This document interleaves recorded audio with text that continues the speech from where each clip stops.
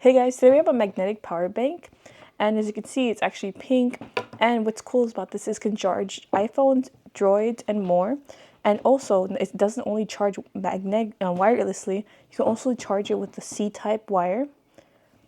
As you can see, we have a button here, and if you press it, it tells you how much battery life is left on here. And what's cool is that I have an iPhone right here with me, and it's magnetic in the back, so I just have to pop it in and it starts charging. Another cool thing about it is that I have Samsung earphones here. I can place them here too, and it will start charging as well.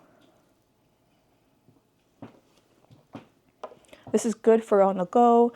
If you need a wireless charging or even wired, this is perfect. So cool thing about this is that you can actually charge a Droid and an iPhone at the same time.